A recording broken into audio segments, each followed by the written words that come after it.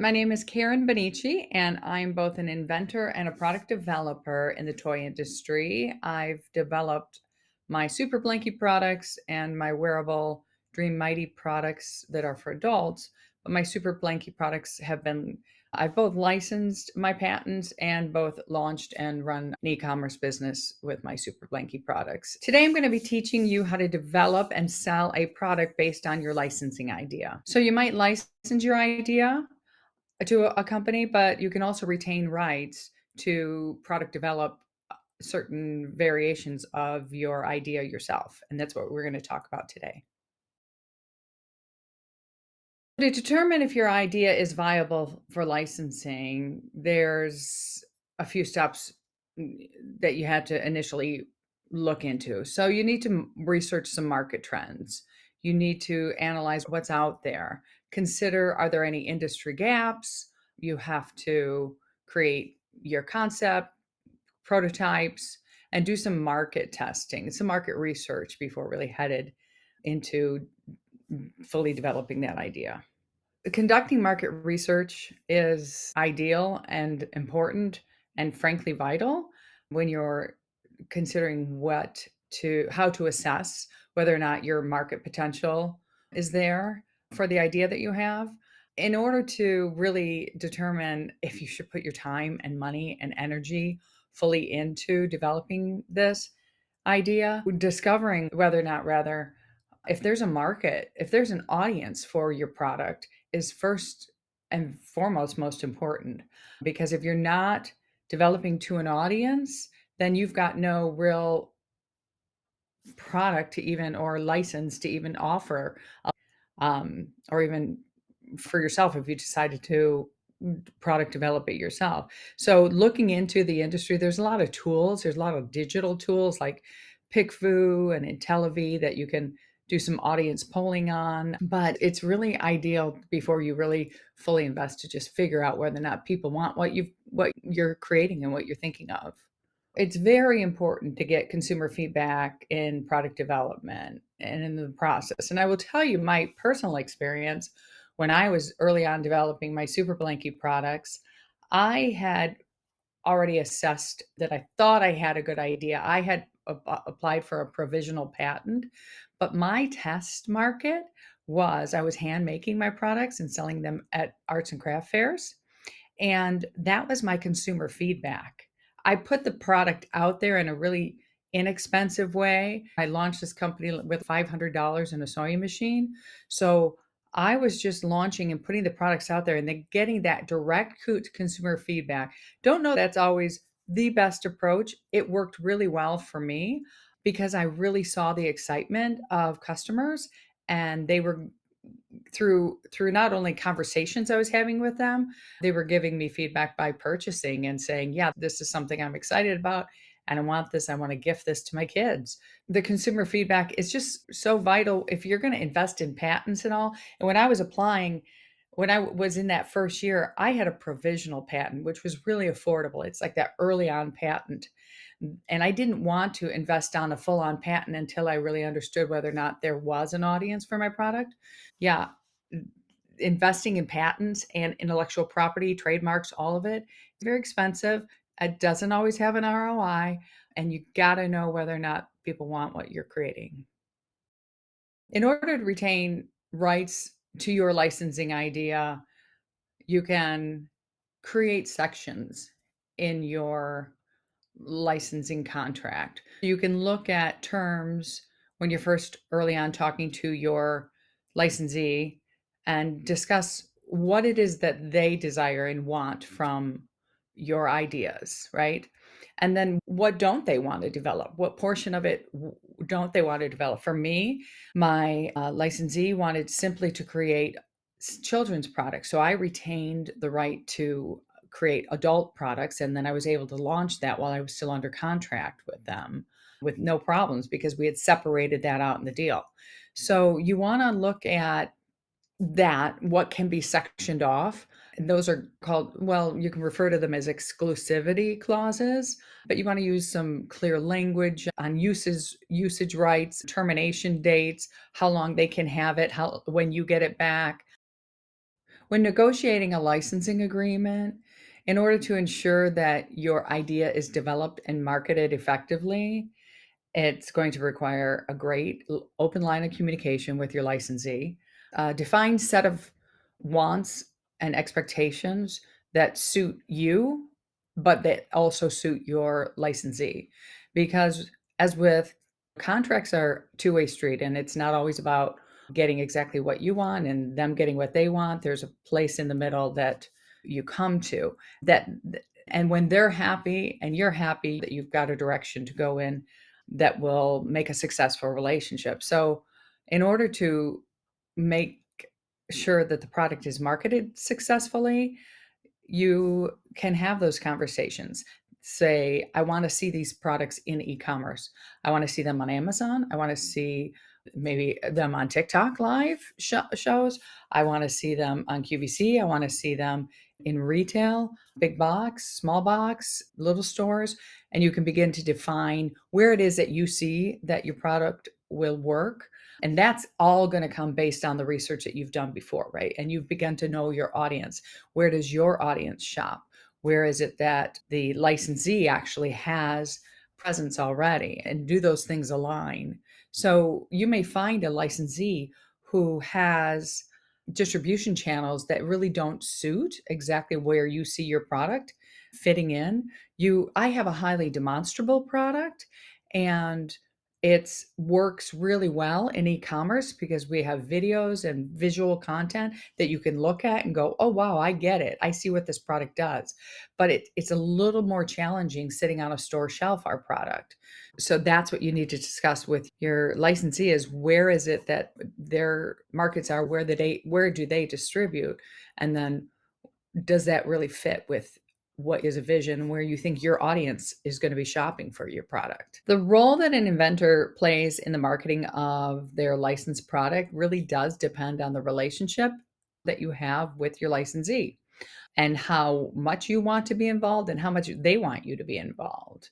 Best case scenario is like we discussed earlier is that you come in with that research done, you've got some target demographics in place, you tell them where your competitive positioning is, where you think your idea needs to be in the market. So if you can come in equipped having those conversations, they're not just thinking, "Wow, this inventor just came up with an idea." And we, the licensee, think it's cool, but the inventor doesn't have any sense of direction on where this should go. So be involved in the success of the product. I think it's really vital to just know, going back to knowing your audience and providing to your licensee as much information as you can provide to help them be successful. When they're successful, you are too. So I think that collaborating with the licensee to develop different marketing strategies, promotional materials, and stuff can happen, but it comes with how much did you come to the table with in knowing your product and your audience. Next, we're going to talk about product development and a bit of my journey into licensing and product development. The first licensing deal that I ever had was for my Super Blanky products. And eventually, we also licensed our Super Towel products. But long before that, I was working on them, creating them, and before I had entered the licensing business in a really small way. Then, when I discovered the licensing business, I decided that was a great direction to go. While I did that, I did retain the rights to develop additional ideas on my patent. So we have a line of blankets called Dream Mighty blankets, and our Dream Mighty blankets are for adults. So the Super Blanket kits were designed for kids, and they have come with a superhero mask, and they're very engaging and playful. And the Dream Mighty blankets are about comfort and wrapping yourself in resilience. And so we began to really work on the branding and then what the brand meant. So I eventually developed a full brand, and now we have our products beneath it. So our full brand name is called Moon Sonder. And the word sonder is actually a word that represents inclusivity and understanding that we're there's not just one person on this planet having a real experience and a true moment, and that when you're driving in traffic you look and see that there's somebody next to you, and they too are having a very human experience at that moment. So given that our products are around comfort and believability in your strength and endurance and worthiness and ability to get up and do hard things, we thought that would be a good brand parent. So we currently have our Moon Sonder brand. Beneath that, we have our Super Blankie and Dream Mighty products, and we're launching new products, and our Super Towel products will come out beneath that too. I went initially into just doing a little at home business to understanding what in the world the licensing industry was about, and having the opportunity to license to an amazing licensee in the big box retail space, textile company that was in the big box retail space. And I did that for a few years, but because they weren't interested in developing the adult products, and I believe there was a market from it based on my market research, I went ahead and will launch that in Amazon. And that's where we are right now with our Dream Mighty products, as well as now our Super Blankie products. We brought those back and put those in there. But the we've grown from I've grown from a little at-home business to having a licensing contract and having a mailbox money business, right? To actually going back and taking it all back and being in the entire licensing, excuse me, e-commerce space, because that's where it's the only place we're selling right now is in e-commerce. But we've had a great deal of success, and we have found our audience, and they seem to resonate well with our products. Like I said, I think it's because it's a demonstrable product, and now you can see online what this product does. So that's been the journey, but there's two ways you can, I don't want to I guess you can skin a cat in two ways. And so you can product develop, you can license, you can hold on to some of it, you can give some of it away, rent it out. That's what you're doing with your IP, is renting out your patents, your trademarks, copyrights, etc. And so we've done both and have had a lot of success in both directions. Recommendations I have for choosing a factory are to look closely at certifications. And okay, so our factories are overseas, right? And we have worked with an agent. That's how I found my factories. And going through the early vetting process, we probably went through 10, 12 factories initially, at least for our initial launch of our Dream Mighty products. Then we went through several other factories when we were looking at our Super Blanket products, several other factories when we were looking at our masks and our boxes and packaging. But I have used an agent, and I consider that a really ideal situation. Our factories are in China, and so my agent speaks Chinese and is a great communicator and helps me have discussions. I've actually not yet been, and I've had this product on the market, well, in development for over 3 years now, our Dream Mighty products and Super Blanket online in e-commerce. And I'm actually going to China for the first time in at the end of April.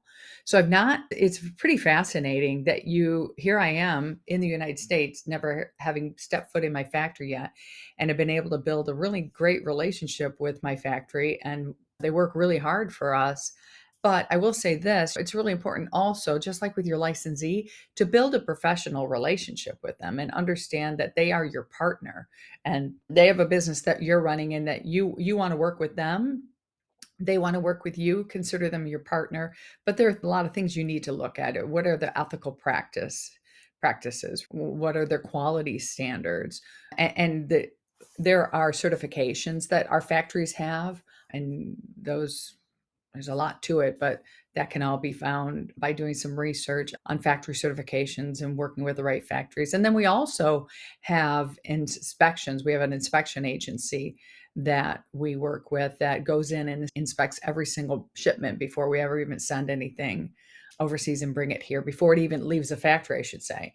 And before we need to be reassured that the products are exactly as we ordered them on our spec sheets. We have a pretty really extensive spec sheet. When I first started it, it was not as extensive, but it's grown, and you put in all of these, you just put all your specifications in there that are your measurements, your colors, your guides, your packaging expectations, how and where you want the package, excuse me, the product inside of the package and what it looks like when the customer opens up the product, and where do your product inserts go. So there's so much communication and everything that goes into that. So you need to be looking for a factory who does, if you're working with an overseas factory, has a great understanding of speaking English. I don't speak any language outside of English, and if I had that benefit, I certainly would consider going to a country where I might have that as an asset. I will say this too, when it comes to factories, shipping costs and the complications of shipping have gotten pretty extensive even since I started in the business. And we currently produce in China, but looking overseas at other locations is a great idea, but also looking at South America is a great idea. We don't currently work with American factories, even like Mexico. It's not ideal for the products that we're currently developing. So that's the thing, is you got to go and look around and say, where is it that you can even, do they have these materials there? Do they have this sort of plastic? Do they do injection molding over in this country, and who's best at it, and how many, if that's something like China is amazing at injection molding, that's and working with molds. You got to figure out where those factories are. But when it comes to shipping, the ease of shipping, the cost of shipping, and getting it over the ocean, it's gotten pretty costly.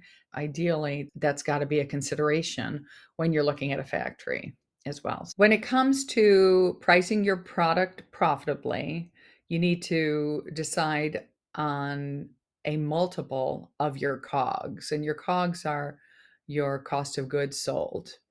You also have to include in that your shipping, right? So, how much does it cost to get your product produced on a single unit basis? How much does it cost to get that product shipped here on a consumer single unit basis? How much does it cost to get into your warehouse in the US? How much does it cost then to get it from that distribution center and then to any other distribution centers? Again, we're on Amazon, and so we have our products all over the country, and there, so we have costs in terms of shipping from our factory to the US, from to our US warehouse, and then out to Amazon warehouses. We actually right now are actually now working with a Chinese warehouse. So we're trying to save on our COGS and our shipping. So our cost of goods sold. Whereas we're now shipping our products from our factories into our Chinese warehouse that we rent space at. And then those products are being directly shipped into Amazon. So that's going to change our cost of goods sold and save us some money. So though, like everything that goes into it, it's your, from your raw materials, your labor, your overhead, transportation, and when it even comes to like raw materials, you can talk to your factory about where is it that you get your goods. Like my factory, I know they don't produce the fabric; they actually buy the fabric from another factory, and we've had very in-depth conversations about weight on fabric and where their sources are, that they can hopefully reduce our costs if they can source from various locations, and then so that the raw goods themselves are affordable and fit into our multiple of our COGS. So yeah, it's there's just, and then you also have to really research, what does the market bear, right? So what does a child's musical xylophone sell for generally in the market? And does your brand having a certain price point, or does your brand support like a lower price point or a higher price point? Because so your brand itself does really speak to your, so for example, I'm just thinking my, my girlfriend, she just bought another friend a xylophone for her granddaughter, and it was so darling, this just cute little thing. It wasn't your basic plastic cute toy, cute xylophone toy, but it was from a gift shop, and it was just really special, and it was a lot more expensive than probably what she would have paid for a little plastic xylophone, plastic metal xylophone. So does your brand, and then the brand that you're building, support a $40 children's xylophone, or is it a $20 children's xylophone? So all those things you have to consider when you're developing your idea, and going back originally how we discussed who your audience is. So you also have to monitor like what the market dynamics are and consumer demand, and obviously see if that's out there. So that I would say, yeah, and then just competitive. You have to price competitively and adjust your prices as the market requires it. Having been on both sides, I do prefer being an entrepreneur. I think it's in me to have the desire to actually run the business and further develop my ideas the way I think they can be successful in the market. I'm a really good researcher. And so I dig deep and I discover things about my audience or just tools to use and tools to help build my business. So I get very excited about that. So from an inventor point of view, you don't have as much control over where all sorts of things you don't have control over, and where your products are being distributed and the volume that you think can be driven on a product perhaps, or what additional products can be developed. When we had our super blankie products in Target, we had really amazing co-licensing partners with Paw Patrol and Batman, Jurassic Park, a lot of entertainment properties, and we I was very excited about those. However, I had other ideas that I wanted, like, for my adult products, I want, and eventually still would like to do that, to have professional and collegiate sports on there. We never got there. That's why going the entrepreneurial route, those opportunities are more in front of me when I'm running and owning the business. The pros, I would say, to being an inventor, to you can constantly create and innovate, and that's really cool. Like I said, I do create and I come up with ideas. I just know that I feel as though I can drive revenue better the way I'm building my business than driving revenue by building on my ideas. But the creativity and innovation is really excited to be involved in that. But cons are patents are really expensive and they're not always a good idea. And you can invest a lot of time, money, and money that doesn't have an ROI, that because you didn't do that initial product research. I've seen far too many inventors, actually, it just pains me where I see inventors have patents, they're very excited about them, but they didn't do any market research and really understand where that was coming from. So that's, I would say, one of the cons is make sure that as an inventor, you're really your ideas are good, and before you're really investing extensively in financially into them, not only with prototypes as well, because prototypes, depending on what you're building, can get really expensive. So there's a little uncertainty there, right? You can create a lot of ideas with no guarantee of financial success. Not all inventions succeed, and inventors have to be prepared for setbacks and failures and the possibility of their ideas actually reaching fruition. But that can also be said about entrepreneurship, right? So when it comes to pros and cons of being an entrepreneur, there's a lot more control. There's a lot more opportunity for growth, a lot more risk. The risk is much, much bigger. So all those investments that I'm talking about, you're paying for your own patents if you're gonna, or any of your IP. Maybe you don't have something that's patentable, but you do have IP still involved. Maybe you've got design patents, right? Which are always a good idea. Maybe you've got copyrights and trademarks. So those things get very expensive. But the opportunity for growth is under your control. And I know I keep bringing it up, but research, is it a good idea? Was there something in the marketplace that was already there that existed that you knew customers wanted, and can you build on that and make it better? So much of that really leans into whether or not you're going to be successful. So wearable blankets have been a thing for a long time, about 18 years ago, I think the Snuggie was originally developed, something like that. So that was the first like wearable blanket where people think, oh, let me wear a blanket.